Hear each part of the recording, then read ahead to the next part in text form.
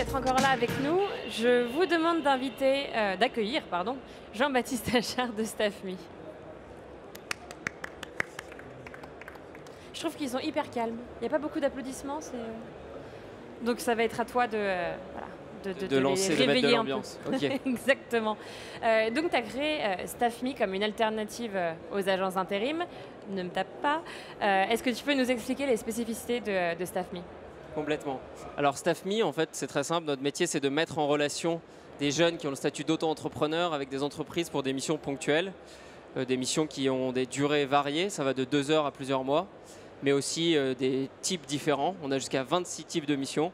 On va faire à la fois de la vente en boutique, de l'événementiel, de la manutention, de la logistique, de la télévente, enfin pas mal de choses.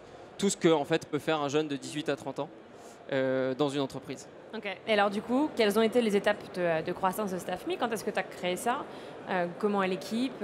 Comment ça s'est passé? Alors on est 2 fondateurs, Amaury et moi. On a lancé ça en mai 2016, donc il y a maintenant 2 ans, dans la cuisine d'Amaury. Depuis, on a bien grandi. On est maintenant 28. Donc on a fait 2 levées de fonds pour financer cette croissance. Combien au total? Comment? Combien au total? 2 levées de fonds, de 500 000 € la première en seed, donc au démarrage de l'activité, et une dernière en série A de 3 millions d'euros. Ce qui nous a permis de structurer l'équipe et aussi d'être présent maintenant partout en France. C'est notre ambition, c'est que pour l'instant on s'adresse seulement à un marché local. On n'a pas vocation à être international dans un premier temps.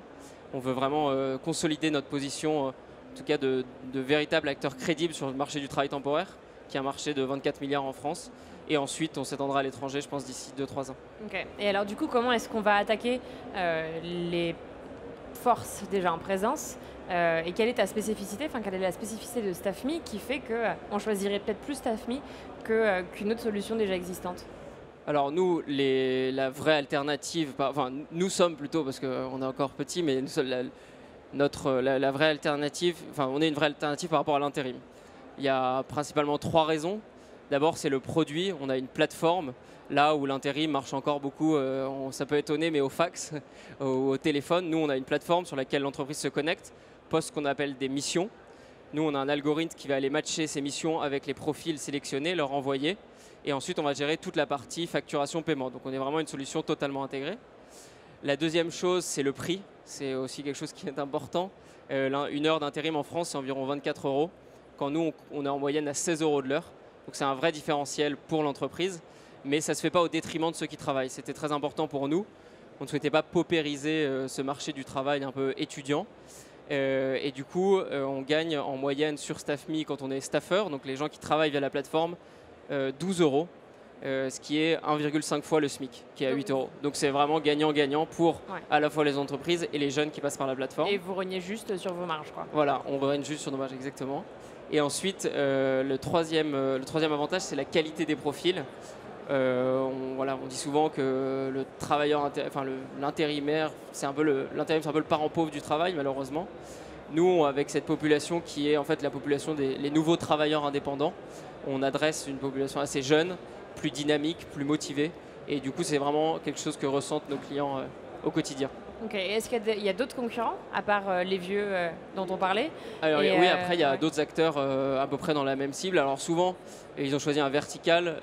Par exemple, il y en a beaucoup dans la restauration, l'hôtellerie, je pense la brigade. Après, il y en a qui se mettent sur le secteur plus du travail freelance à haute valeur ajoutée. Je pense à Malte, par exemple.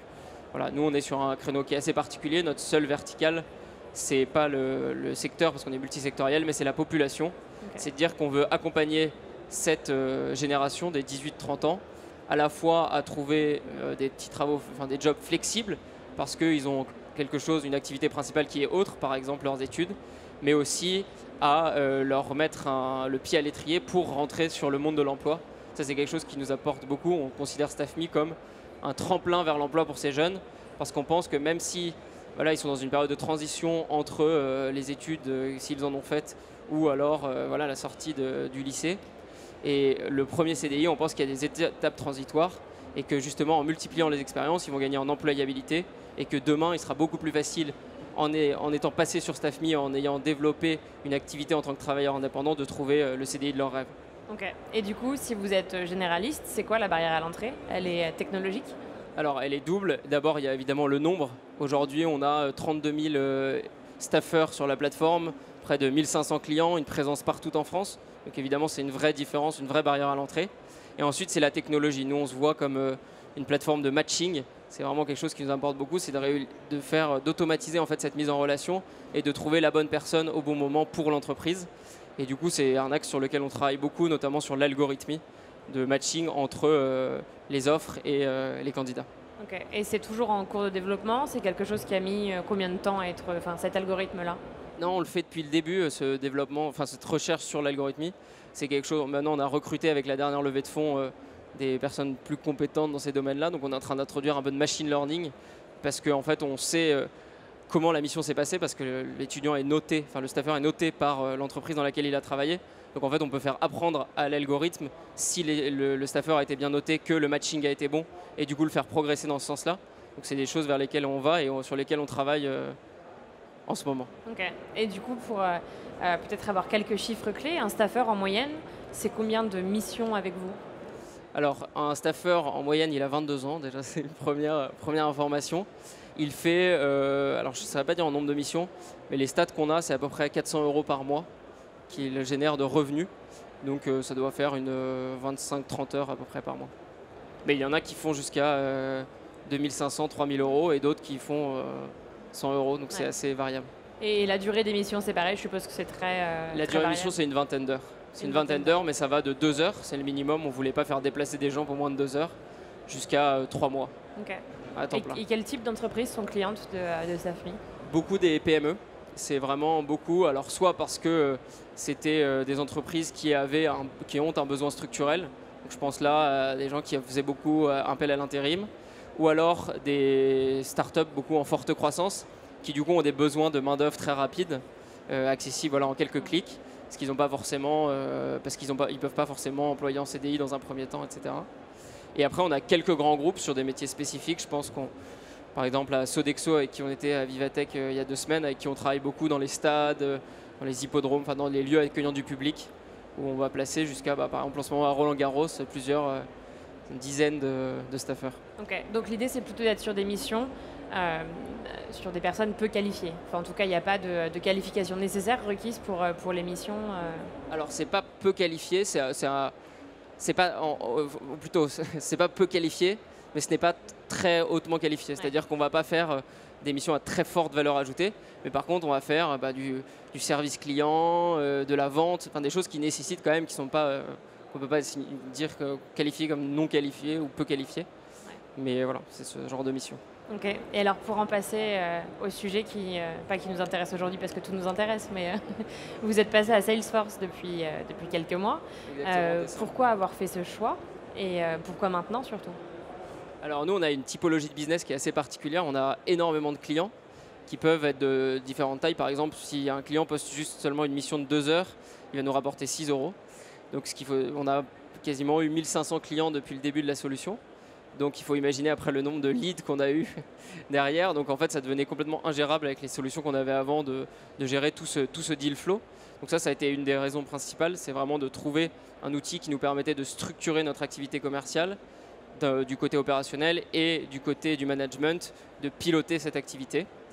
Et pourquoi Salesforce aussi?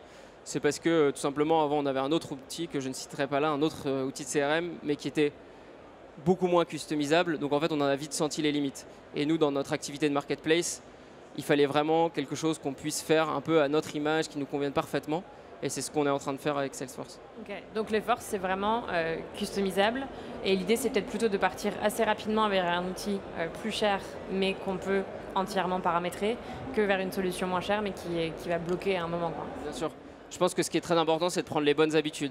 Essayer de, même si on n'est pas forcément encore une start-up à 150 personnes, c'est de mettre les bons outils dans les mains des personnes qui les utilisent au quotidien, c'est-à-dire chez nous les sales, et d'avoir un outil qui soit customisable maintenant pour demain nous faire décoller. Et c'est vraiment ce à quoi on croit. On pense que déjà on a attendu quasiment 1 an et demi avant de le mettre en place. On a compris que c'était douloureux parce qu'on avait 1500 clients déjà. Je pense que si on l'avait fait dans 1 an, où on aura plutôt 4000, 5000 clients. Okay. Ça aurait été encore plus compliqué. Donc vraiment, si j'ai un conseil, c'est qu'il faut s'y prendre le plus tôt possible. Et en plus, ça permet d'avoir une certaine vision de ce qu'on veut faire, de comment on veut structurer ses process commerciaux. Et ça, c'est indispensable pour toute boîte qui a un peu d'ambition. Okay. Donc si c'était à refaire, tu l'aurais même pris avant, finalement. Exactement. Ok, ça marche. Merci beaucoup Jean-Baptiste pour ton temps.